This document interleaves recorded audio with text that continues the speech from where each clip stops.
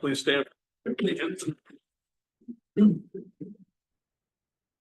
Pledge allegiance to the flag of the United States of America and to the republic for which it stands, one nation, under God, indivisible, with liberty and justice for all. Just bring everybody's attention.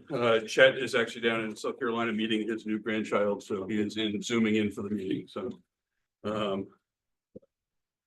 we're going to open up for public hearing on a road bond that we're proposing for the town warrant. Do we have a motion for that? So moved.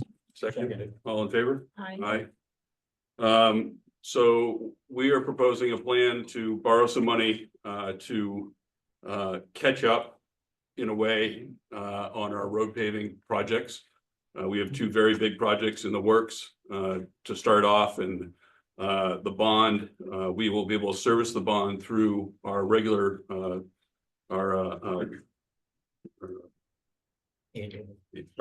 budget for road reconstruction. So Chet, you want to give another statement on this, or anything I missed? No, basically, when we were working with the CIP committee, the amount of work that needs to be done would take this is the primary plan is Upper Goose Pond Road, River Road, and Switch Road. The amount of work and spending we would have to do without using some sort of financing would probably run us about 6 years to complete that work, which means no other work on any other project on roads would be happening. And I've done this in the past and it works really well where we, unfortunately or fortunately, the most expensive construction portion we have to do is the Upper Goose Pond Road because of the amount of drainage. And it adds just between the drainage, design, and permitting is $1.6 million. So when you look at that, and then we have the paving, that's $1.3 million, plus the culverts we're going to put in another couple $100,000. We end up with a project north of $3.1 million. When we originally looked at it, I used $600,000 for the drainage, knowing that some of those were going to be a little bit larger. And that number turned out to be extremely low. It went up about $900,000. On the day we did the advertisement for the bond, right now the project is a $3.1 million job as it stands. It does not include the Hinkson Brook culvert replacement, which would end up being more than likely a brick. And today I'm going to be virtually meeting with our engineer here shortly, because in about 3 or 4 weeks, we do have the opportunity to apply for a grant for that.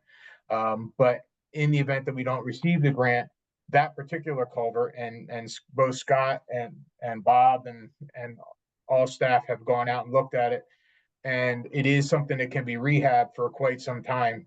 That we may not have to do it till the next cycle. So it's one of those, I think if we get the grant, we do it. And if we don't, we can do some rehab work and make that work. So what I want everybody to understand is all of the reserve monies, when we talk about the capital funds, are designed to pay for all functions within it. If it's the equipment, they're going to pay for all of the equipment, trucks, and everything else. Same with police cruisers, tasers, and things like that. All of these funds are included in what we're going to plan to pay, and allow us, with taking a $2.7 million bond, to still continue to do other roads. We'd actually be able to start a year and a half later and start working on, I believe it was Blackwater Road, and then we want to do the Gristmill Road in conjunction with the bridge. So we're trying to time these things so that all these work gets done. But if we want the opportunity to get a catch up and be able to continue with our replacement program and get the town in 5 years really on a good roll, I think this is the way to do it. Now, I want to just step back just a little bit, and I want you all to understand that when we started doing this math in the program we have set up, which is a replacement program, and all we've done is imported the replacement cycles that have always existed. We actually extended some on the equipment side. But we are currently $583,000 underfunded in our capital funding to make sure that we can just keep what we have operational over the life of all the equipment and roads and infrastructure. So we had put together a plan that would include $116,000. It says if we wanted to do that over 5 years, a year going into the capital, it would require that we use most of that 116,000 in the first year to go just into the paving fund, and then we would catch the other ones up, but still with the overall catch up being a 5-year catch up. And just to keep in mind, the $100,000, while it sounds like a big number, it's about a 2% increase. And given that we have been underfunded for many, many years on the capital side, we actually did an exercise and looked at our budget going back to 2001, and Carrie Ann put this together for us. And basically for the year 2024, just following inflation from 2001, last year's budget should have been $635,000 higher just with that. So if we were in that funding mechanism, keeping up with inflation, we would be golden right now with our capital and everything else. And over the course of the 23 years, we've actually left $17,911,000 on the table. So, and that's just keeping up with inflation from the 2001 budget. So we know we're underfunded. We're trying to soften the blow each year. This year, we're planning to use some of the funds for when we try to sell the gravel pit that's no longer a gravel pit and things of that nature to try and soften the blow. So when we get out there 5 years and we're caught up, we will have the payments and the plan to go forward to make sure we can maintain this level of spending without having massive increases in your taxes. This particular year had a big hit in October, partially because of some of the increases that were necessary due to some things on the warrant articles, but also because the town has used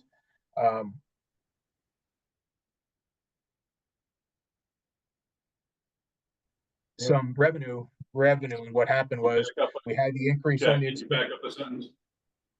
What's that? Did I go out? Back up a sentence. Yeah, you locked out for a second. So. Okay. So when we looked at the this year's tax rate increase, a big chunk of that was the fact that we've been budgeting for I don't use the word inflating, but accounting for budget items that are really not receivables, such as delinquent tax revenue and things of that nature.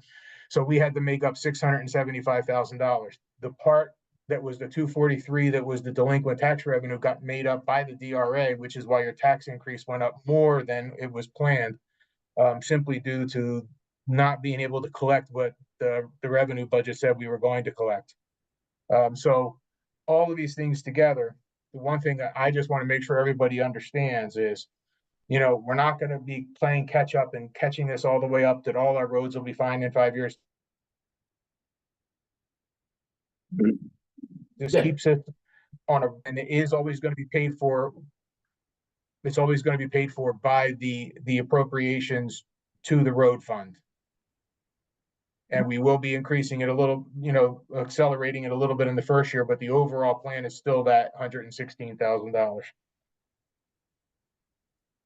And I probably confused everybody, so I'm ready for questions.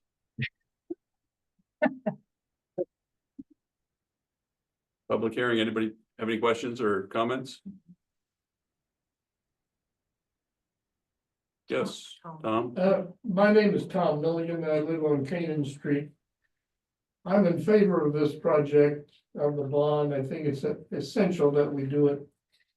It's a lot of money, but it's what you get when you ignore things or don't take care of things for a long time. It ain't gonna fix itself.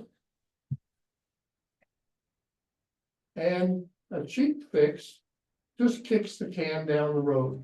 That's what's happened in the past. I deliver Meals on Wheels 1 day a week.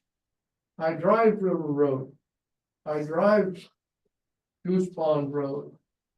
I drive Switch Road. They're terrible. They are terrible. And why anybody would want to buy a house or live on one of those roads if they're not there now, I can't imagine. So fixing those roads is gonna help those people, it's gonna help their property value.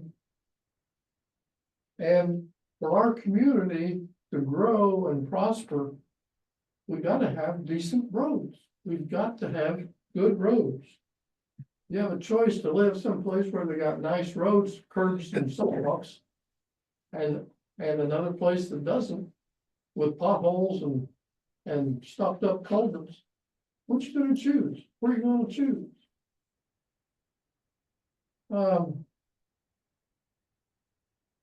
Another thing I think is important for us to keep in mind is those people out there pay their taxes. They pay taxes. And one of the things the taxes should buy for them is decent roads. They're getting screwed. They're not getting a return on their tax money that they should. So we need to do this for them, for ourselves, and for our communities. Thank you. Can I ask you to add one more thing? So when you talked about putting it off and kicking the can down the road, can you just mention your experience with some of the finances in town? Having served on the CIP committee for how many years? He has a good awareness of this.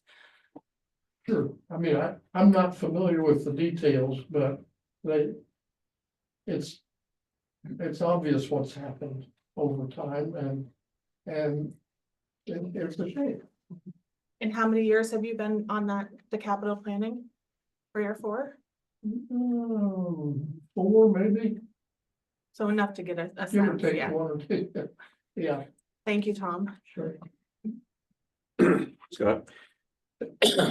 Yeah, just from my perspective, being not necessarily a selectman, but with my background. One, when the town gave people approval to build a house on one of these roads. In my opinion, the town has accepted the responsibility to have a respectable road for them to drive to and from that property. Looking at what the condition of the roads has gotten to. We're at the point whether if you have to pay a couple $100 a year added taxes for this bond, if we don't fix them, you're going to pay a lot more than that in repairs to your vehicle. Just from driving on them. Wes? So. I'm not opposed to, I think we need to fix the real estate. But I'm going back to my question, who's doing the work? So it's, Bob, you want to answer some of this? Because it's a combination, so. Right, yeah, all the work will be done on the larger culverts will all be subbed out. All the paving will be subbed out, obviously. Yeah. They have approached us about doing some of the smaller culverts, that don't need permitting and whatnot. And, I was adamant that, that's limited because it's gonna take my whole crew to do that.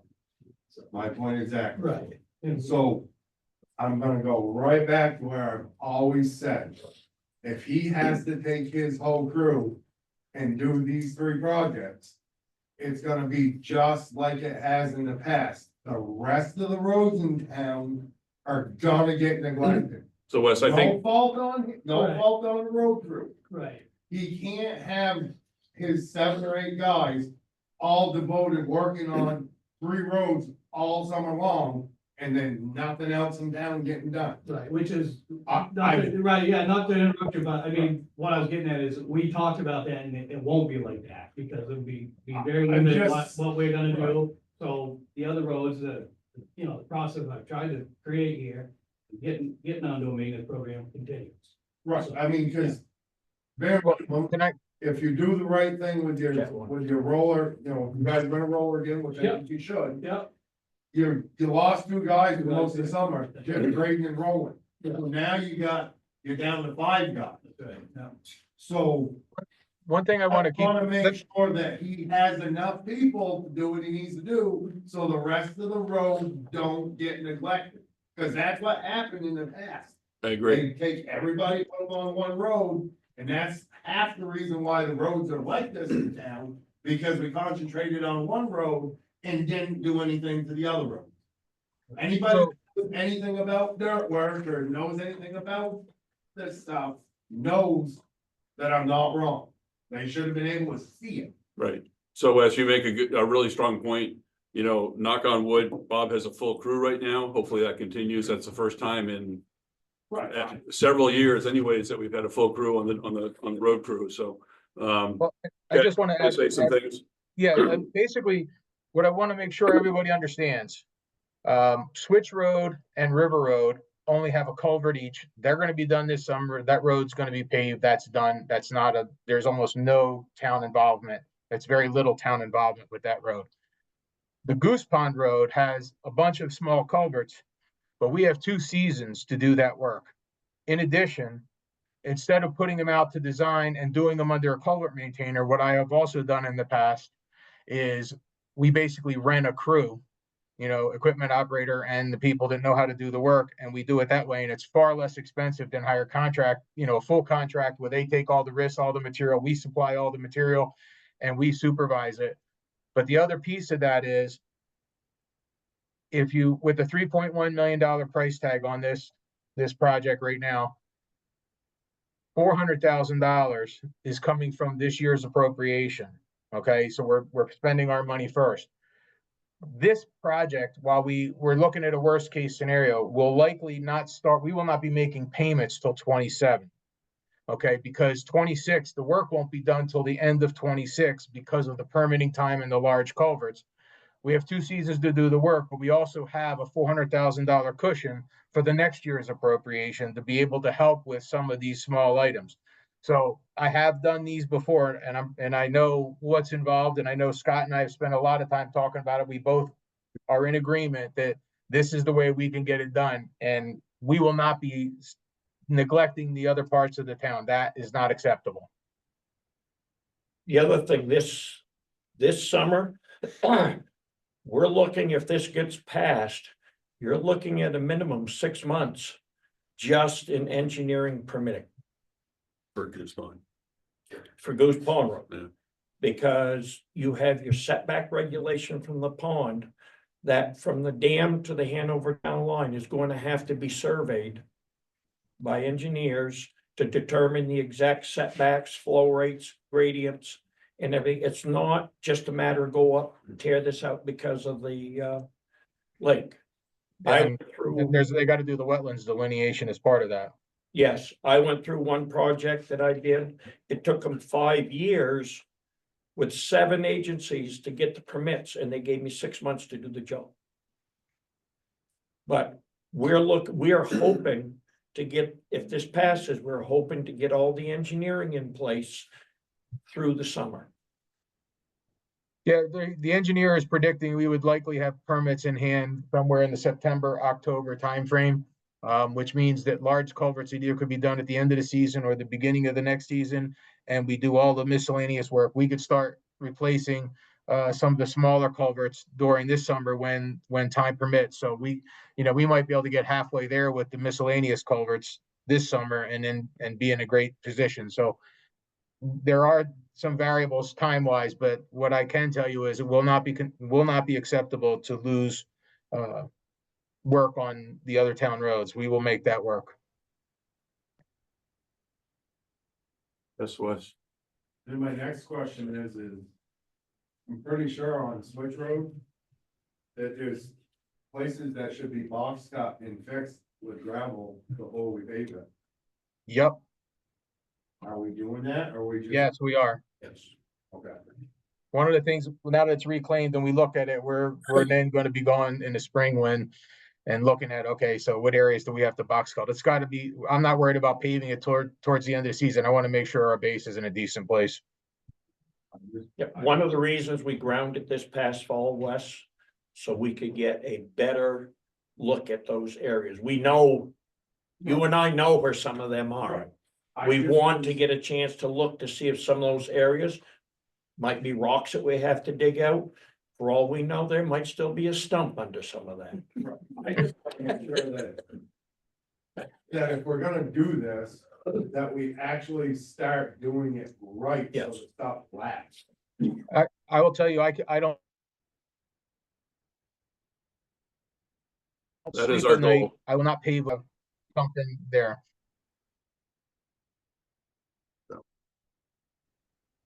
Mike, So, My okay. name is Michael Reese. Full disclosure, I live on Goose Pond, so just so everybody understands. We won't hold it against you. Since 2001, and I wanted to just a little detail, Tom, you had mentioned about people out there paying tax. Just for what it's worth, I took the 34 pages of the town tax roll and added up the taxes that the people only living on Goose Pond in Canaan, not Hanover. It's 14% of the town's revenue came from those 140 houses. Those people paid for South Road, Taylor Road, Grafton Turnpike, whatever. Maybe it's their time to get it in common. It's also a busier road than all of those other roads that have been worked on, added up. And then lastly, the culverts, which unfortunately have probably doubled the price of the project. They're really important to protect the value of the quality of the lake. The culverts is what actually delivers the storm water and slows it down and that sort of thing. So as much as I would love to just see the thing repaved and be done with it and save a lot of money, it's really not the right thing to do, because the lake really does need to be protected. And lastly, I broke a leaf spring on my Toyota Tundra in a pothole. Yeah, I've been on Switch, and then I've had the planning mechanical, we've lived there since 2014, plenty of struts and things going through, it's time for it to happen. you just identify yourself. Sorry. Can you identify yourself? Sorry. My name's Steve Schreck. We live on Switch Road, 503. Switch Thank Road. you. Anyway, it's important. I mean, Switch Road is turned into a super highway suddenly. Wait till it gets paid. I know. Man. That's the thing. I mean, You're not gonna stop it. well, I wonder about the speed trap, light from Stearns, if we can set it up, just so people know that we're watching it, because there's a couple people, most people drive it at the right speed, but anybody that goes across fast is likely to ruin their car. So, Thank you. My name is Tim Josephson. I'm here for a different thing, but I am a resident here in Canaan, and I agree on with Switch Road and all these. It's a really good idea. It's a good investment. To the point about speed, yeah, I work for the Regional Planning Commission. We deal a lot with transportation, and my question on Switch Road, because it has become busier, is the town going to look at striping that with a center lane? Because that can help to calm traffic, help to calm speed, keep people on their side of the road. That's all. That is something I do like to do, especially on a highly traveled road, because it does make a huge difference when you put a stripe on there. And if we're still having some speed issues, then putting in a fog line also helps.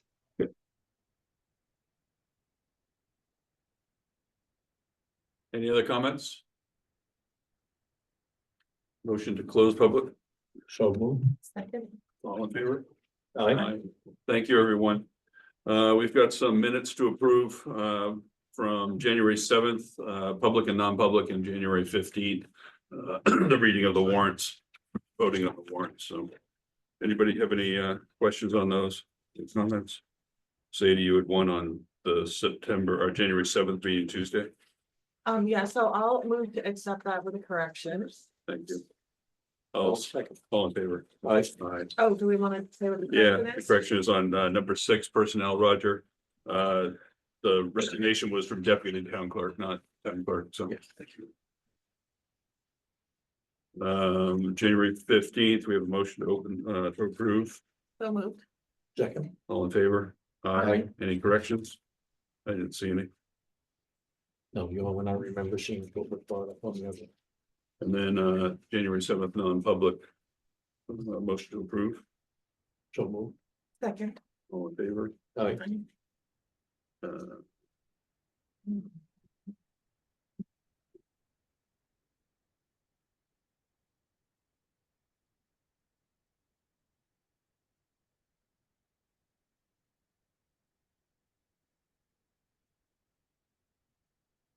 You.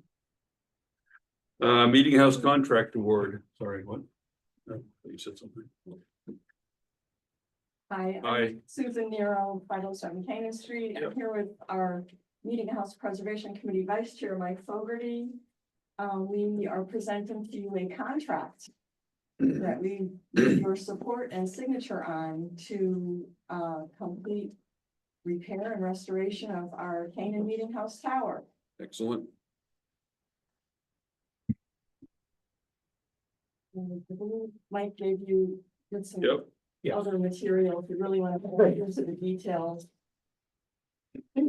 Yeah, so this is just for the tower. Mhm. So Susan, how much has been raised by the committee? Approximately 195,000. Wow. Your goal was 200, correct? Right? Excuse Yeah. me? Your goal was 200, yeah, Yeah. that's awesome. That's Not wonderful. bad, huh? Mhm. Go raise the goal. Okay, and so did you receive other bids, and this is the one that the committee has selected?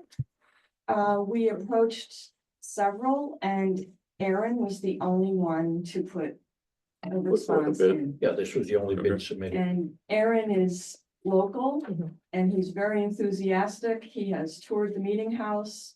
He knows it well. He's met with John Bergeron and I, and John is not here tonight. He's not feeling well.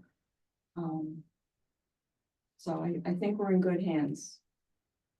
Great, And so the total is 119,500, and that would come from the fundraising? Mhm. 'Cause I know that there are other projects and some of it Yeah, and is some built of into the LCHIP. budget, so We it has to. have a large award from LCHIP, 74,000. Okay. but that's part of the 200,000. Okay. And this will all have to be done under the direction of LCHIP for approval of materials.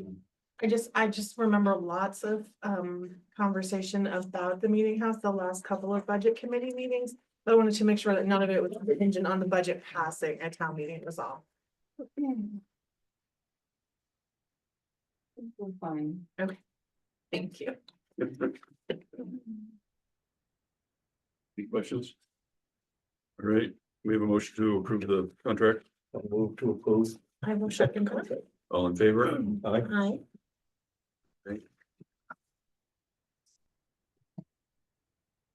Now we're voting to accept it last night. I do it tonight, too. So can I have that to take Yeah. that to John? Okay. Yeah. And we'll scan it and give you guys copies. Perfect. Thank you for all your work on this. It's much appreciated. It's been quite an effort. It's kind of nice though to see the daughter of the person who really started the Thank you. project in the what 70s or 80s Mhm. and spearheaded the whole restoration and now to see. You're Thank you. preserving it, so. And all I have to, the bulk of the work has been done by John Bergeron and Susan Nero. They really carried it, did a fantastic job on both fundraising and working on all these details. Which we've been working on for a long time, but couldn't afford to do them until we finally did our major fundraising. Right, But thank you. We have some great support. All around. excellent, thank you. Tim, you're up. Hello. All right, thanks for having me. My name is Tim Josephson. I'm a planner with the Upper Valley Lake Sunapee Regional Planning Commission. Chet asked me, I talked to him earlier this month in talking about household hazardous waste. So one of the things we do at the Regional Planning Commission is we run the regional household hazardous waste collections. And you may have seen these posters around in the region. We have 20 communities now across the Upper Valley on the New Hampshire side. Where everybody in those communities, you can come to any of these collections and bring your household hazardous waste for free, for the resident. We track how many people from each town go, and then at the end of the year, we have a tally, and then that's how much we bill the town. So this is funded by the town. We offset it with grants from US Department of Agriculture as well as New Hampshire DES. To bring the costs down, but we find that when compared to towns running their own collections, doing it all together in bulk is you get a much better rate, you get a better rate from your hauler, you get a better buy-in and participation from the community. And it just saves money overall and because it gets more people to come out.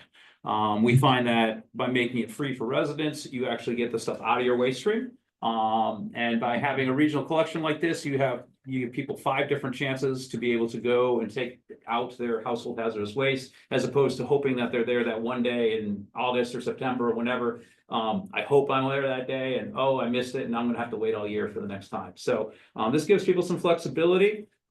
This is just this is some samples on, like, this is last year's poster, and then that's my mock-up for this year. And it just tells people what they can expect, like, what can you bring? And so, here's a giant list of chemicals that you can bring and get rid of. Here's stuff that you cannot bring, and this is what you can do with it instead. So we try to really make sure that the waste stream is accounted for, and we've answered all those questions of, like, what do I do with, we've had people call with the most random stuff, like, what I found a box of ammunition in my grandpa's garage, what do I do with it? Well, you call the state police. Or, we get a lot of people that they're cleaning out, their relative passed away or whatever, and they're cleaning out their shed. They need to get rid of the stuff, and they want to do the right thing and take care of it responsibly. Benefits for the town, you no longer have to deal with running your own collections. That, in talking to Chet, that was a big plus. And just that you never have to worry about it, you just send them to us, and that's a thing we take care of. The other thing is that, if this is successful, if you decide to go with this year, it works out. We also run satellite collections. So, like, this is a sample of the contracts that we have and the dates for this year down below. And so, I didn't put it on there because it's a smaller satellite pickup. But on one of the dates, we're also gonna be running one in Washington, New Hampshire, way down in southern part of Sullivan County. And so they're kind of a little bit farther out. So on a day that we're already gonna be in Lebanon or, New London or whatever, we'll send a smaller truck down there and run it for them. So we can do a satellite collection at one of these times. We can do a larger collection. We can run it at the high school, that sort of thing. And another part of it is that we try to do some educational pieces as well. We have different handouts that we've developed or found over the years. Things like how to, reduce your waste, how to make natural, non-toxic house cleaning to, so you don't have to buy it in the first place. That sort of thing. That's just an example of what we use there. So, the way that we determine it, we estimate right now that it's going to be about $90 a household to participate for 2025. And so what we do is, in talking to Chet, he gave me an estimate that anywhere between 40 and 60 people have come to your past collections. So I made a quote based on 50 people, just taking a guess because it's your first year, so we don't really know. So then what we do is we send out a bill for 3/4 of that cost due in May. And then at the end of the year, we settle up and figure out how many people actually came or, whatever. So if we estimated that your total number of people is going to be 40, 75% of that is 30. So you pay for 30. And then, let's say 35 people come, you pay for the extra 5. If only 25 people came, you get a refund from those 5 people, so on and so forth. But yeah, that's our thing. We just entered into a new contract with our hauler. We've worked with them for a long time. It's EPI out of Maine, Auburn, Maine, and they've been great to work with, very flexible, very understanding with, us being a rural area, because they're rural, they're pretty rural too. And so they understand what we get. And yeah, it's been an exciting part of my work at the RPC, and hope I can answer any questions you have about this. Great. Just to build on what Tim is bringing up, one of the reasons that they had sent a flyer around and I saw that this was a possibility. And because, whether it's staffing and or our facilities, we got violations last spring for hazardous waste. If we're going to continue to do it in-house, we're going to have to change what we're doing. And it was one of those, is this an alternative that could take it off our plate? It becomes a staffing issue, it becomes a storage issue and handling issue. And what is the best way to handle it? So I reached out to the Regional Planning Commission to say, how would this work? And is that something that maybe we would want to take advantage of? So this was, we have some issues with what we're doing. We still haven't gotten rid of the stuff we have. And this is not talking about any of our personnel. This is not an issue of that. It's an issue of what do we have for facilities and staffing available to handle this? Because it's not like just handling trash. Yeah, the bonus is you won't get DES calling you about household hazardous waste, because you won't even have to touch it. You won't, if someone brings it by, you say, oh, nope, save it for the collection. And, we work with transfer stations and they know when these collections are, and they make sure they tell everyone in their town, bring it out then, don't bring it to me. But yeah, the benefit is you never have to talk to DES about hazardous waste again. So we spend a fair amount of money on our current program, in equipment and storage units and everything else. So, John, can you weigh in on a little bit of that too, please? It's a good alternative, but the only thing is, will you have one here? Versus, I know you have them in Newberry, Washington is, let's say, almost an hour. Yeah, that's not, Yeah, it's not- it's we not don't your publicize vibe. that one too much. I know you're doing the upper valley. I'd like to have one here, because not only the people from here, but also the people from Grafton, Dorchester, will be regional one, that's the thing. I mean, we'd have to actually negotiate with Grafton. They have money set aside for this already, Okay, so that they're willing to do it. And Okay. Dorchester has never done it. Yeah. And the thing that we see is when you see the first time, it's like everybody and their brother shows up with a pickup oh, truck yeah. to the top. Yep. That's the thing. I'd have to do it by myself right now because we've lost all the surrounding staff. Yeah. And I certainly welcome it. Yeah, my dates are already locked in, so it was a little late when Chet started talking to me for this year, but like, letting people know that they can come out to Lebanon, they can come out to, New London, which is, it is about half hour from the transfer station, so that is a thing. But we can certainly talk for 2026, like, we can talk about that and have one here, we can, like I said, do it high school, do it here, do it at the elementary school, because we work in a lot of different places, so. But yeah, we So, can absolutely Tim, talk. I got an oddball question for you. In the first year, given we don't have a spot, it has to be I'm assuming it has to be the original owner of the stuff. It's not like the town could collect it and the next weekend take it to yours.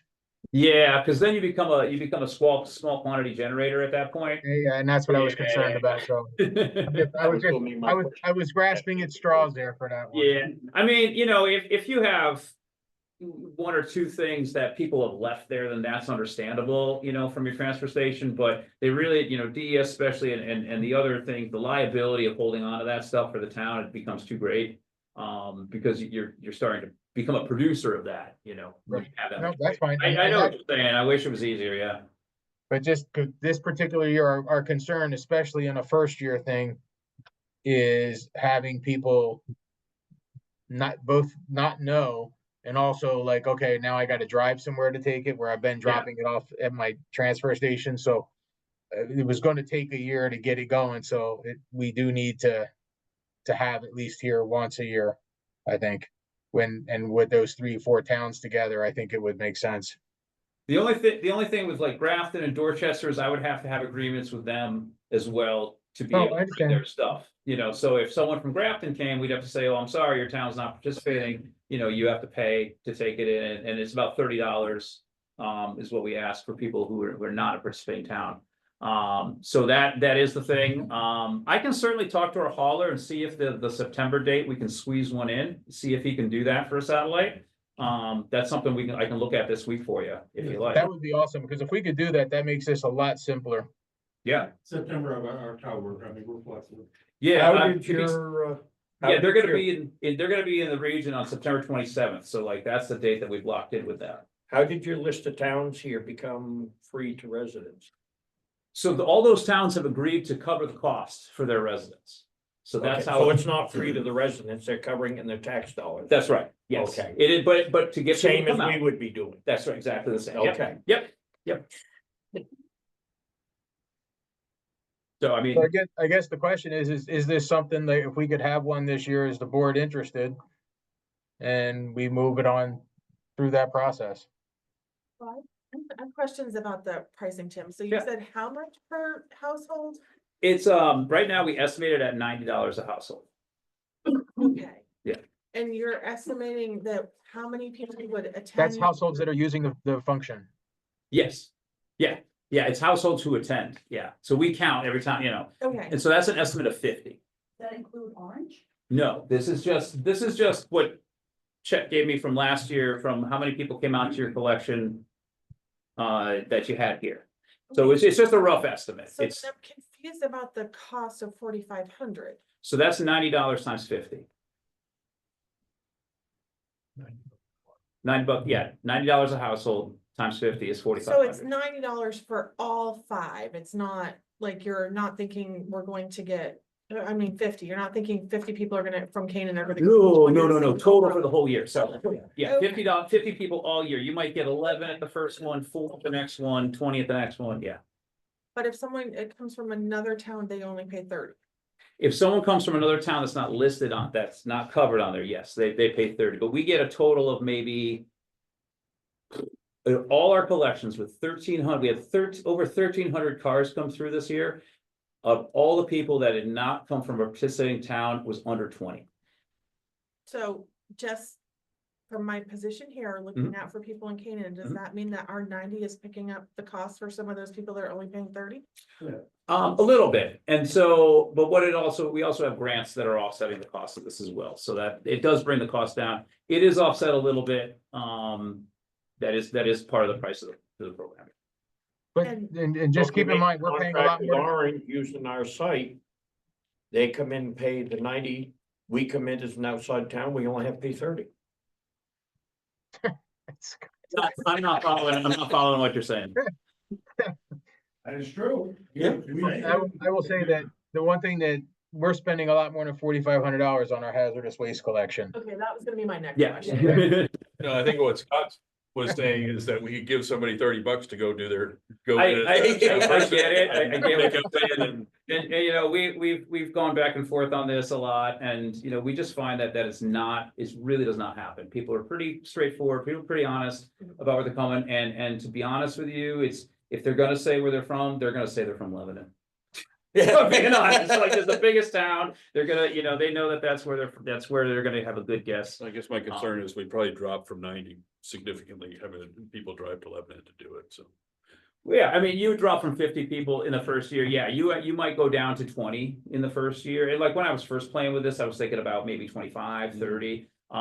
But yeah, when you have, like, so we'll see this for sure, like when we have a collection in Claremont, they'll get 100. Well, I think that's why the key is, it can be, They'll have 120 people come out on the whole course of the whole year. The years we don't have a collection in Claremont, 30 people. Yeah. You know, so it really swings back and forth, and so maybe it's good to have a regional collection, you know, where people from Canaan go to, and then every other year you have one here, so maybe you're, you know, softens your bill every other year. It's totally up how you want to work it, so. I guess the yeah, and point is, if we don't have the ability to have one here and get this stuff removed, it doesn't really matter. Yeah. We have to, we We have to have have to something. do something different. Yeah. And I think probably the people that are unwilling to contribute even $30 are the ones that are just putting it in the garbage. They Yeah, don't, yeah. You know. Yeah, so- yeah, that's the other part, is that people are not coming and just, you know, I'm gonna spend $30 on it, they're gonna throw it away. Let's be honest. Yeah. Unfortunately, but like, as you know, we know about water quality, and, you know, we have really clean water here in our area, and I like that, and I hope you all like that, and that's how we keep it clean, so, you know, things like this. When do you need to know by? The sooner the better, because basically I am still waiting on like one contract to come back, so I haven't publicized anything. So I still have time to change the poster, add the word Canaan in there, and be able to promote it, everything. If you got back to me by the end of, well, can you see if, can you let us know if, I will email you, I'll get a hold of him tomorrow, Chet. And, yeah, if you guys let me know by like the middle of next week, that should be fine, end of next week. Or when's your next meeting? 2 weeks because from now? I'm in North Carolina right now, and you'll be getting a rejection thing from my email. I just. Question. Yeah. So if only 20 people attend, then we only pay the 2,000, Yep. or we're locked, okay. No, you get a refund. You get, so we guess, so like the first year is gonna be a little squishy, yeah, Okay. yeah. So this is what I'm gonna do, and you can agree or not. I'm going to vote that I'm gonna make a motion that we sign this contract, because we're not able to do a hazardous waste collection. We're holding on to stuff from last fall. So regardless if we have one and it's only in Lebanon, I mean, we would like to have one here, but at least it's an option, because there's no other option to offer residents right now. So I'm gonna move that we sign this contract.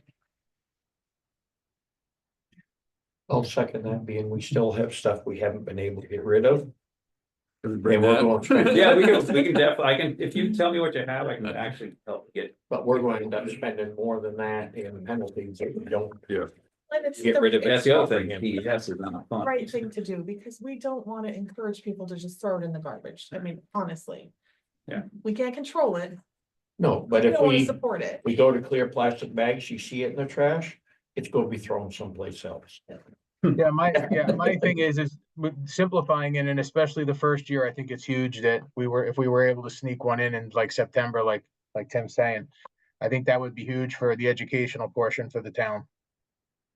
Yeah, I'll see what they can say at the very least, they can come out with a smaller truck and, maybe a smaller dumpster. We can talk about maybe the town getting a dumpster or something like that to help it to make it work. But yeah, John, we only got one done this year anyways, right? Yeah, we're typically getting Maybe two. that's the problem, is that they- Yeah.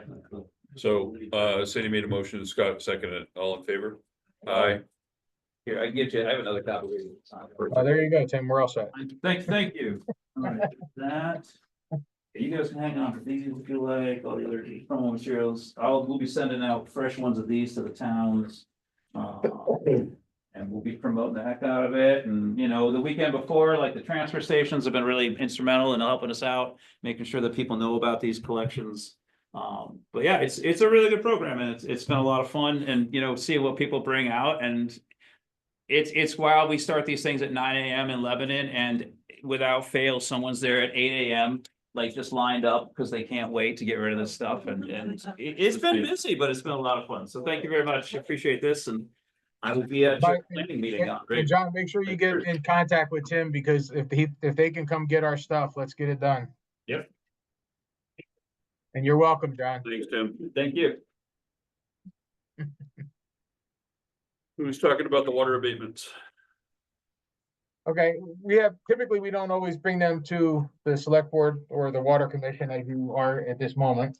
But there was a couple things we wanted to point out and we're gonna be having to look at addressing some issues in our water ordinance. Where some things have been done and this is not a complaint. I understand it went to the select board and things like that. But we just want to make sure it's what we want to continue doing because then we have to do it for everybody. But there is for example, there's a swimming pool that when they fill it for that 1 quarter, we abate a portion of the sewer bill because they're filling a pool and not using the sewer. And that's not a thing. We also have an issue where our ordinance actually calls out, and I guess if people modify and do things to their water system, there's pretty hefty fines involved. But when a heating system was upgraded, a plumber replumbed the inlet and reversed the meter and actually made the meter start reading like way more gallons than it was supposed to.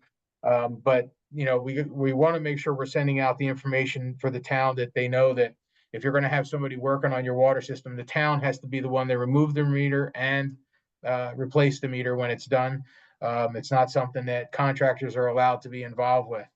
And then we have a couple of other issues with, basically there was one with a water bypass line because one house broke and then we had the bypass and John can give you these details.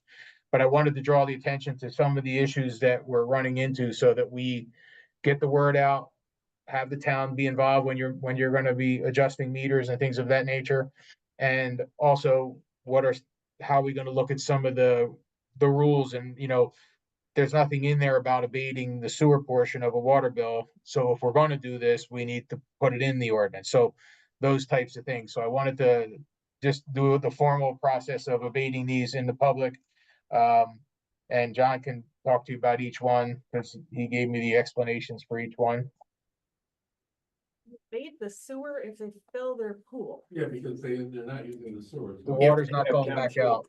We charge them for the water, but not the sewer, because the water's not going through. It's not going down the drain. So the- When they empty the pool, well, they usually, they goes onto their yard, believe it or not. But Chlorine is What, like are you that. still using their bathroom? No, it's Or the bathroom in the No, pool? you- Okay. So, We heard that. so you got a 10,000 gallon pool. Yeah, John abates some 10,000 gallons of water. Yeah, a lot of towns do this, like gardening, for example, a lot of people garden. They'll have a separate side meter that measures the water going to the garden, and they'll abate the sewer portion of that. We can do that? You hear that from me, other towns. I would like a nice green lawn, John. Yeah. Town that somebody wanted to have the water abated for watering their lawn, filling their pool. They contacted the town. They had to provide a meter for their spigot. We don't provide it as the town. And John would verify the gallons, because a lot of these people just want to top the pool out in the spring. And, We had a woman that had a turtle pond that was on Canaan Street. And her bills were unbelievable. She was filling the pond for the turtle. And the thing is, all of a sudden she came to me and I said, well, what's this going? And it's a line going across her front lawn into the little pond. Okay, so I obviously don't understand how this billing works. So the sewer is a percentage of the water gallons used or how? It's equal. So. Okay. So based on the water here, you can only measure water. It's making in- sense to me. Yeah, no. whatever the gallons used on your water coming in is Yeah. what you are charged. So we're going out. And it's the rule of thumb, because you can't. You can spend all day trying to say what's lost in the clothes dryer, what you used on the washing the car. It's basically, it's always been, most of them, it's what you bring in is what you pay going out. But like you said, without a meter to measure that, we're still abating stuff that's not fully just the pool. Yes, yeah, just for the pool, right? I mean, that was done 6-7 years ago when she moved in on Hillport. And she asked for it. Actually, she came to the selectmen's meeting, that's what she. So John, a question on 17 Canaan Street and 23 Canaan Street, same owner. 17 Canaan Street, what happened was they actually bought the house 2 weeks away from the end of the quarter. Okay. So the previous owner paid up to that up to 2 weeks. And that's why there's another problem there. When we read numbers, so we get a delta. Yeah. We get a delta number. And then what happens is we give it to Avatar, to do the billing for it. In that particular billing, they actually added 2 zeros to everything. So if it was 1 gallon, it was 100 gallons. And then he well, I know, yeah, tell that to regular people. He didn't correct these 2 items, the Okay. 17 and 23.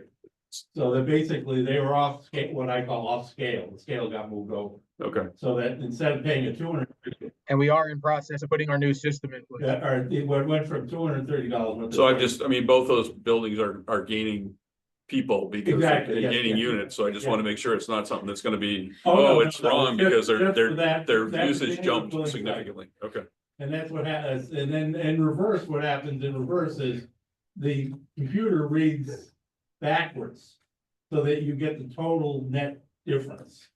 And that's really screws it up. So all of a sudden you get a $1,700 bill for basically maybe $55 worth of water. So. So, yeah, until you have to put a new one in, Wes, so. I'll pay the 10 grand, I have to deal with all the stuff you So John, are we on the new system now? Well, we have 10 installed and I just got 95 additional ones, last Thursday. We're gonna be installing them, and then before our next read, we'll have those all installed. Okay, And then we'll have the other ones installed by July. okay, I'm out of town for the next 3 months. Okay. So Thanks. what is it that we're being asked to do? There's. well, you're abating these, One, two, making three. corrections. There's 6 abatements here or no, yeah, there's 6. Oh, Yeah. sorry. You, I didn't realize there was cops for each of them. Yeah, I missed the last time, I just missed the meeting last time.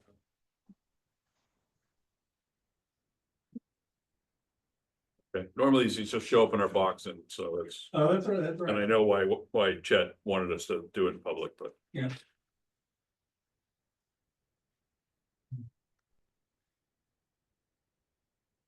so, John, these notes here, is this you're supporting that these are all abated or you're just giving us facts? Oh, they're giving you the facts, why it should be abated.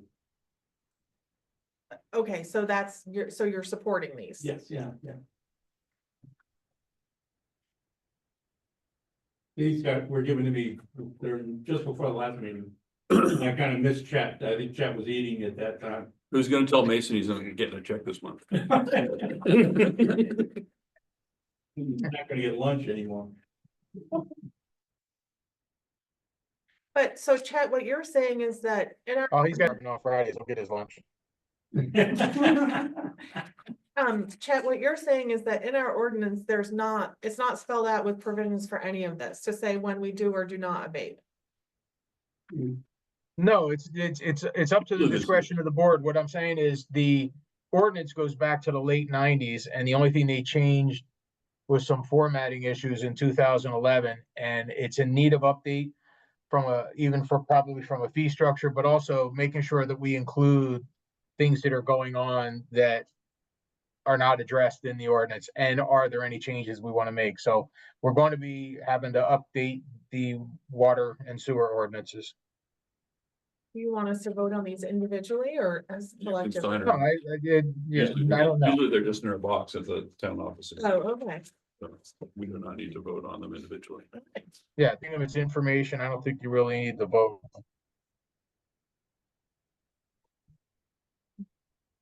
Wesley has a question. Yes, Wes? Not really a question, but this really doesn't pertain to me because I don't pay anything for the water or the sewer or any of that. But the one thing that I took out of this that I think is probably a good idea is if you're gonna let the people build their pools and they do their lawns and they do all that, to make it fair across the board so that there's no guessing, I would make them have to have that other water meter. Mhm. I can tell you if I was on town water, town sewer. Yep. I would be pushing for that, Right, just because it's hard to, I mean, you're taking an educated guess when you abate something. Maybe not what you're doing now, but. right.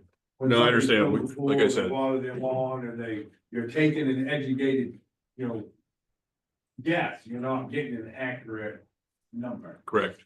I That's agree. just something for you guys to think about, I mean. Thank you. I thought that was a good idea. I agree.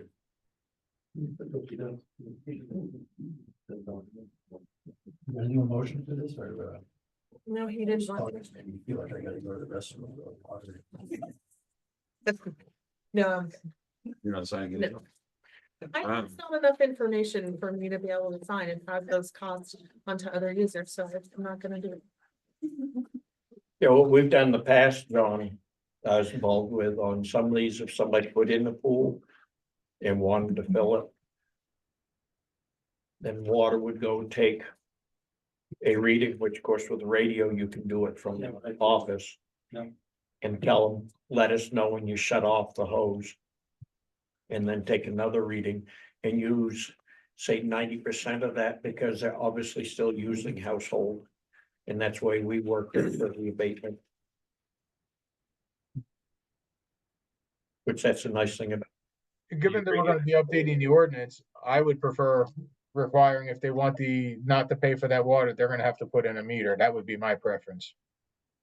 Because it just becomes simpler and it takes it out of our hands. We don't Yes. have to deal with it. Same as the ordinance needs to state that nobody other than town can do anything with the meter itself. Right. The ordinance does say that now, but that doesn't seem to matter evidently.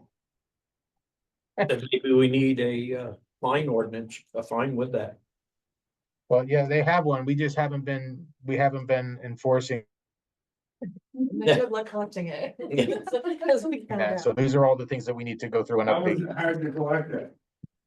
I'm just So asking that question. We can have ordinances and rules, but enforcement is very different. I bet if you shut their water off, they'll pay you. Well, that's ultimately what happens, and that's also, we've been doing the tags. We're working on getting a little better with the enforcement, making sure people are aware, and we're making progress. Right, I mean, I'm just saying, that's how you make them pay it. It's simple. It's like if you don't pay your car payment, the bank comes and gets it, same thing. All right. We're gonna move on now. Chet, you wanna talk about our elephant in the room with 2021 tax sale? Yeah, basically, as everybody may recall, when we had a property sell, the lawyers for that, the seller who had bought the property at tax sale from the town of Canaan, had some issues with the deeds. We went back and did some homework and discovered that, first of all, we had some procedural errors In addition to the fact that we had not reimbursed the property owner, the original property owner, any monies over top of the value of what they owed. As required by law. We kept the money. So subsequently, we've been talking about this. And we actually went and looked at all the rest of the properties that were part of that 2021 on tax deduction in summary to explain what the issues were and what the things are. And if we look at the most conservative view of what the town would owe the original landowners, and how we would address that, and we're in the process of trying to verify, is there any additional costs that need to be associated with it? But right now, just like we ended up paying like $35,000 to the original landowner, these properties that sold are in that same general ballpark, and I'll let Carrie Ann walk you through her slides. Yeah, there was 11 properties listed in the 2021 auction. There was an RSA change in 2020 that made the extra amount. Basically, the town can't profit from the sale. The extra money goes back to the original owner. So when the early 2024, when we were going through the first settlement process, that took us off to look at the remaining 10 properties. So out of the remaining 10, 5 of them the town still owns. And then the other 5 properties sold at the auction. And we met with the lawyer last week, and I had uploaded all of our documentation today, actually, so the legal counsel can start going through everything. And really, we're looking at the worst case scenario, what we could owe everyone, and it would be about just over 100,000, and that's like the worst case scenario. So we're hoping there's other stuff that we can claim that we're owed. And the overall reason of looking into it is we're trying to get an accurate understanding of our fund balance going forward. And also, out of the 5 properties sold, the town sold the mortgage on one of them, so that's an accomplishment back status. And do we know, I'm sorry, am I allowed to ask a question now? Is that mortgage recorded? Because Yes. oh, in the last one, we couldn't find proof that it had been recorded, or we could, or. The taxes owed mortgages that were written did not appear to be filed. This one is filed, and it has some anomalies because the sale price shown for this was $22,000. The mortgage issued on it from the town, as if the town were the bank, was for $44,000, all on the same day. And there's some issues related to that. And at this point, the sale is final and the mortgage is what it is. I mean, the town did do it. But the issue then becomes, we still owe the original property owner's money. And the question is, are we using the $44,000 or the $55,000, which was what will be paid over the course of the mortgage? So there's quite a few issues. This is just we're letting you know what we have found. And we are now turning it to legal and looking at what the potential outlay could be. So I have more questions, Chad. Who drafted that mortgage? I'm going to assume previous administrations. It was not done by an attorney? No. And so the town was a lien holder, which a town should never be, and Correct. then took the property for tax sale, which is also not the proper process. So this is another person that we took their. This one doesn't have that same issue. That was the other one where we issued a mortgage and then went through tax sale instead of foreclosure. But this one was actually, let's call it person A, had the house tax deeded, and at the time this auction went through, I think it was in 2017 or 18. At the time this tax sale happened, it didn't go at the auction part and it was offered to another person. It's not the original people that owned it that have this mortgage. This is somebody new buying the house and getting a mortgage with no money down. Wait, That the town, we mortgaged it for someone that was a new purchase? that's correct. I got a question. What? You should. Yeah. I have to check. Well, you have to wait till you're called on. Okay. Let's just let Sadie finish her train of thoughts. With two, Wesley, go ahead. Well. I guess my question is whether you can or you can't. I'd like to know the name of the owner of this place. If you can't tell me the name of the owner, I would like to know the location and tax map so I can look it up myself. Cause I wanna see what kind of shady stuff just went down. Well, it didn't So- just go down. be Oh, clear no, here. that went down in the past.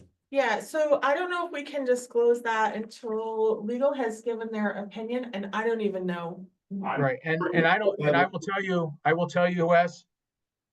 Hold on. The person that's the buyer is not involved in how this all happened. I can assure you of that from what I know right now. I think it was something that was concocted by previous administrations to help somebody out that they felt needed the help. So previous administration is previous town administrator, Yes, in 2021. and so so we hold them. What- Did I, We hold- is that my place? You got one. No. So, No, it's not business anymore. So from 2017 until 2021, that person was making payments to the town of Canaan? we had tax deeded the property. And they just hadn't sent it to tax sale. It was owned by the original owners on the date that the tax sale happened. This was another transfer as a sale. There's a quick claim deed sale to a third party. Cause it was gonna go to tax auction and this was how that was solved. And hey, we'll give you a mortgage and you don't have to come up with any money, is what I guess. I mean, I've been in banking for 27 years and I can't even understand what you're saying. I'm in the same boat, but it was like, that's what we can find. Okay, That's why so it's illegal, see. when Karen spoke about the potential of over $100,000, that is probably the costs of the 5 properties or 6 properties that were sold that we retained the money. That's correct. And that is the same that we got a finding from DRA that we'd overspent fund balance. I don't think that's Oh. connected. I think it was, about the same time, yeah. yeah. I thought that's what- No, yes, you're correct. In Yeah. 2021, that was the year we got noticed that we had a negative fund balance. Yes, I Oh. misunderstood your question. That's an odd coincidence. Yeah, that So- the retained earnings covered the minus of the Yeah. fund balance. I wasn't gonna point out the obvious, Scott. I was- I've been asking leading questions here. Okay, so the 100,000, is that gonna cover our legal cost of doing No, this well? those are the checks we have to write. There's nothing to do with legal. Where are you getting 100? I'm seeing 174. Well, Carrie has been probably around 100 here. I think you can see 120. I think our last one was just around 120. Yeah, But then we had and when you add in the other one that we had and stuff like that, then it was a bigger number, but. Yeah, this is what we're trying to verify. But looking at Avatar for taxes owed versus the sale prices of the properties, it comes up in that 6-figure range. I'm just really upset that these are 5 people that were kicked out of their homes. And so maybe it was for tax sale legally. But typically when that happens, you're pretty much at the end of the line there to lose your home. And then the town retained that money instead of giving it to those people that were now homeless. That's correct. That I just, Isn't that you said the RSA changed, right? In 2020. If this had happened a year before, the town would have been okay to keep the money? Is that how I understood that? We're not entirely sure, well, the law. If it happened in 2019, the town could have kept the money. But Ann and I were reading into it today, and we don't know, does that mean when we took the house in 2018 and then sold it in 2021, does that count? So that's why we have to wait for legal to get active. My understanding it's when the tax sale happens and that's what Sean will be letting us know. And the statement from the attorney was that the town administrator was aware that that law had changed, but was opposed to it. So That's, we're giving money back that we kept. Is that? Yeah, that's correct. so it's like Right. if I took your truck and it was worth $50 and I sold it for No, I get $100, it. yeah. It's not right, but I got another we're question. just giving money back. Oh, wait, that we have kept. someone else first. This is a different question, but given my situation, I'm just curious. When the RSA changed, is the law now that the town can only recoup the amount of back taxes that is owed? Is that- Back taxes, legal expenses, advertising expenses, everything related to the tax sale. Okay, so there is a provision for the town to collect costs to Yes. deal with it. Yes. Yeah. As well. Yes. We just have to give what we sell it for above and before, above, back to the person who owned it. Yeah, Wes. And My question would be, and I know you can't answer it, but you could ask legal this. Can the town go back on the previous administration for ignoring this law and recoup some of their money for legal and all the stuff that they're going through?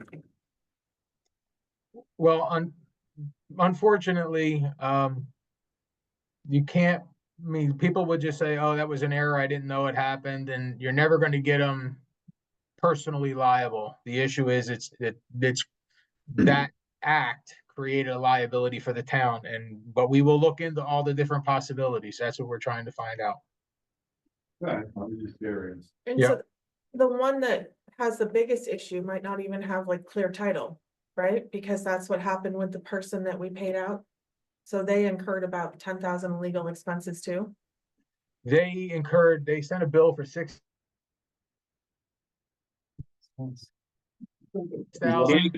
and Can't we cut are out, Chad. defending it at this time. I'm sorry, Chet, they sent Oh, you, sorry. um, I got unstable internet, but that kind of figures. But no, what it was is they sent a bill for $6,000 for legal expenses. We forwarded that bill to Primex, and Primex is defending that at this time. So we don't know if anything will come out of that for town's responsibility. Primex is our insurance, Yes. for those of you that don't know. Well, thanks for Lighting the at mood. least giving us quantification on this whole thing, because, Thank you, Carrie Ann. yes, thank you. Hey, I got one more thing at this note. Yes, Wes. I told everybody from the beginning not to hire that person. From the town of Rutland, but nobody wanted to listen to me. Thank you, Wesley. All right, so. what's next? Reservoir boundary legal complaint. Yes, the town was served via certified mail with a legal complaint.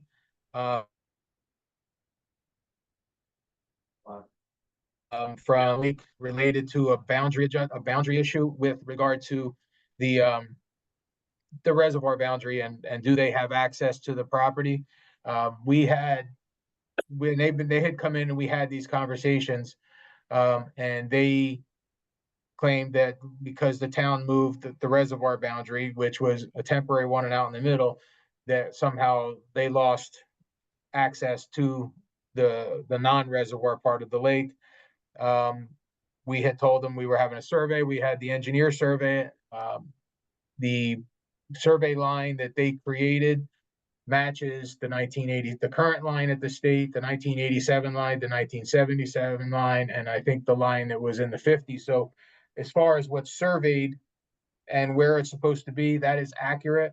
A property pin was located on there that looks like it's all of their properties inside the reservoir, and we have tried to get our surveyor, Scott Sanborn, to go out and verify where that property line is related to that pin so that we can verify.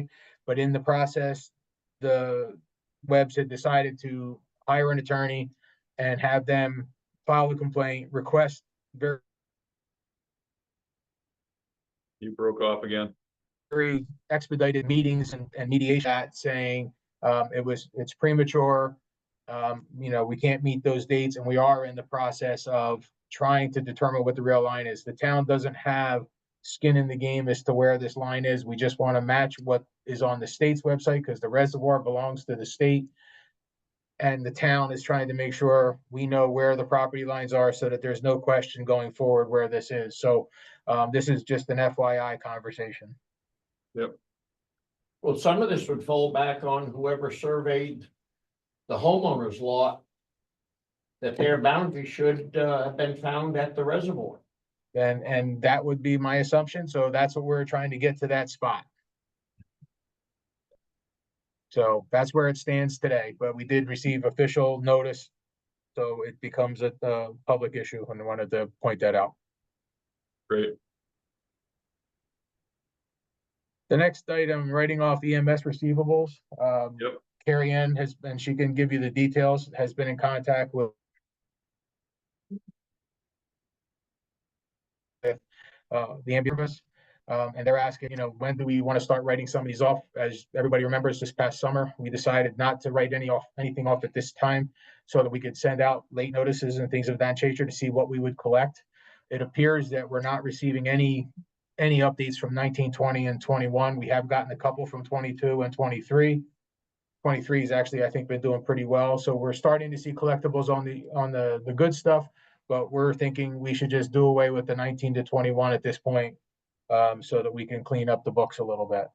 And then we'll Dollar continue value to on do that? these. It was almost 100,000 a year.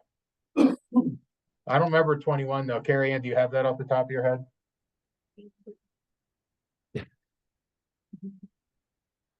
Don't worry about it. Just bring it. Let's talk about it at the next meeting, and I'm okay with getting rid of those, and but I'm not.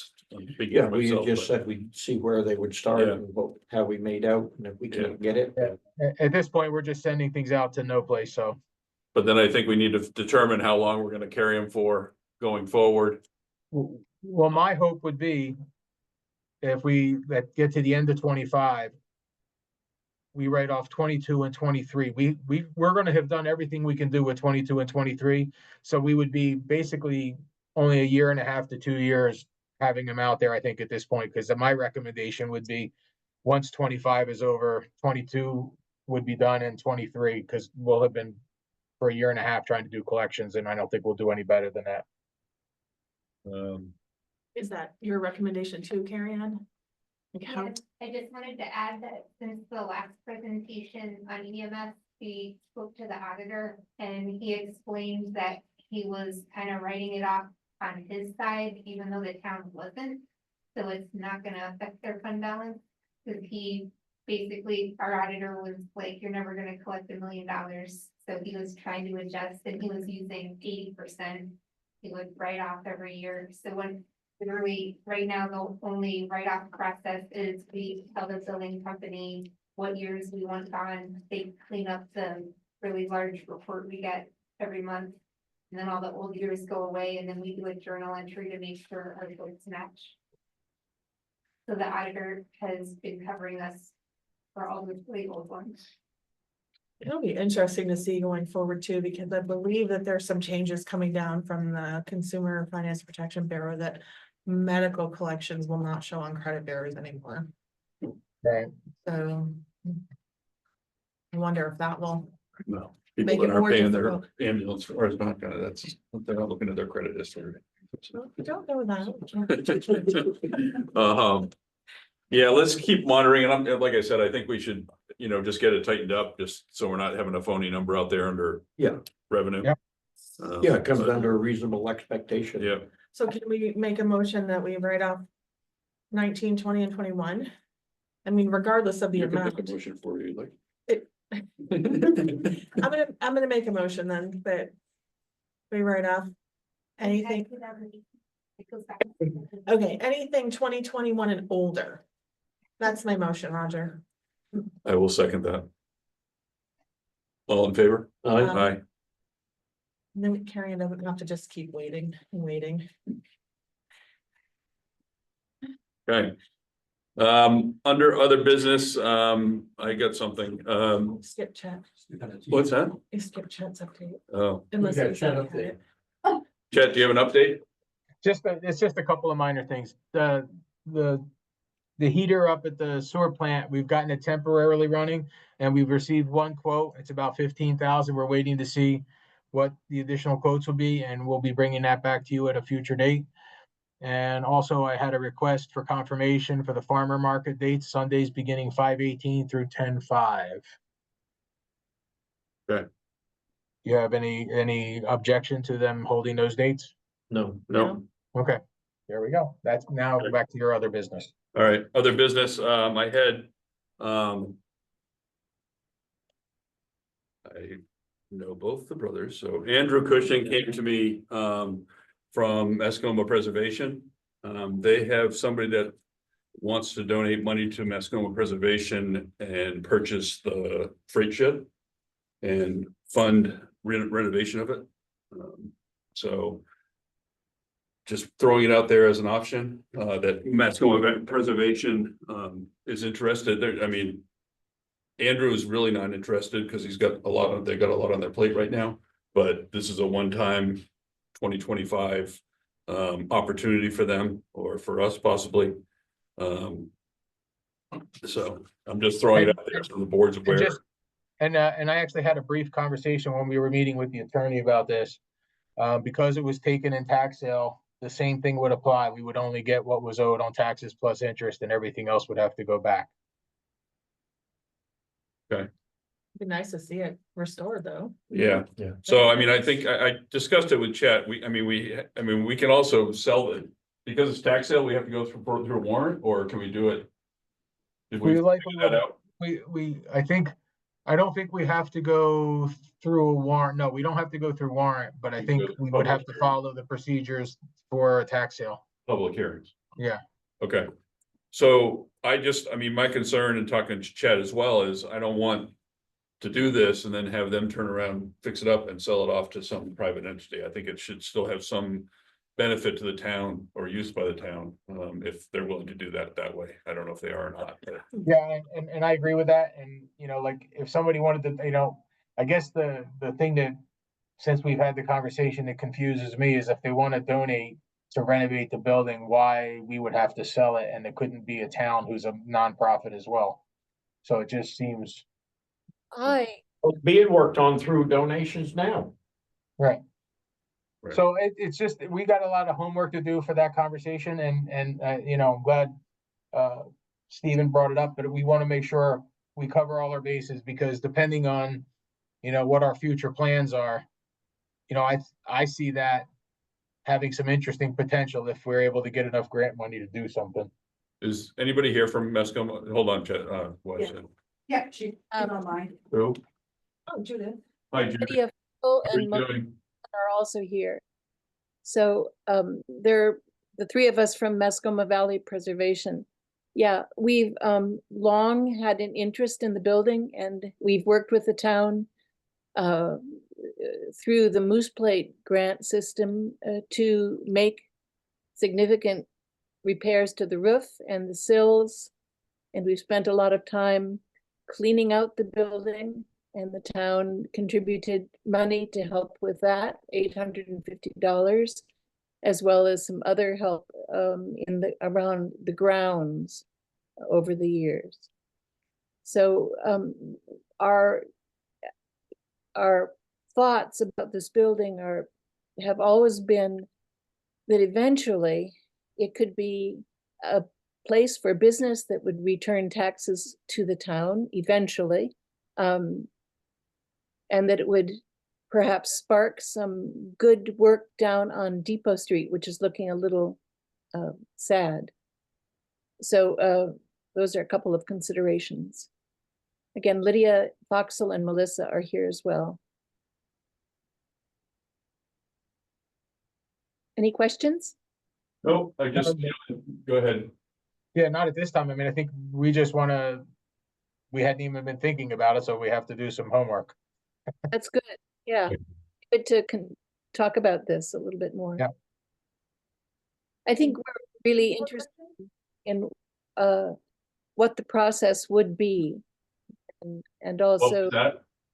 Judith, I'm sorry, I didn't hear that. interested in what the process would be. And also to continue conversations with the town about how the town sees that building. Yeah, like I said, it's sort of been an afterthought, not an afterthought for us, but you know, we appreciated the work you guys have been doing on it, piecemeal. And I don't think we had, I mean, we have a couple different organizations in town, Main Street and Economic Development that have, looked at town properties. So I think we need to have a conversation with the larger groups of, because I don't know honestly what anybody's thought about using that building for. Oh. And keeping it standing, so. Oh. It is that whole property down there where that is and a log cabin store and the property behind it. I think that's No, there are 3 separate parcels there. correct. The Yeah, small, I think that's property that's valuable to the town for future, future ideas that have been on the table, so. yeah, I just don't want that, splitting off something. I guess I'm concerned with, just getting in a situation where it's split off or we don't have the opportunity to do something like that, so. So I just, again, Great. filling out from you guys what your plans would be and what your thoughts are. I mean, you said a little bit, but a bigger plan and a tighter plan would be appreciated. I guess it'd be good to know when we could talk to you all about this. After town meeting. After the deliberative session, how's that? Anytime Yeah. after that, I think we're good. Right. Okay, understood. I know you guys are under some kind of time constraint as well, so I don't, but.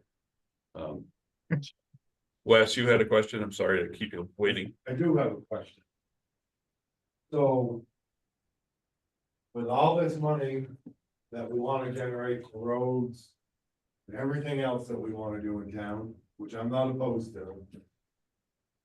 Why wouldn't we wanna sell prime real estate for prime taxes to move stuff into the town? Why do we wanna hold on to that stuff? It's prime location for business.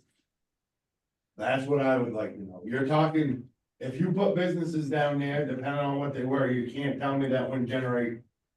$150,000 worth of taxes this year. Yeah, I think, Wes, the concern is we don't want somebody to come in and rip that building down and eliminate the historic district. Rip it down. They Well, wanna I restore- understand that. So what they want to maintain ownership of it, my understanding is. Yeah, So That they're means they have to- they're a nonprofit, so there'd be no property tax generated. It would be if they whatever put the a business. in there, they have to pay taxes. Correct. And hey Correct. Wes, I think all things will be considered. We've only known about this for a few days.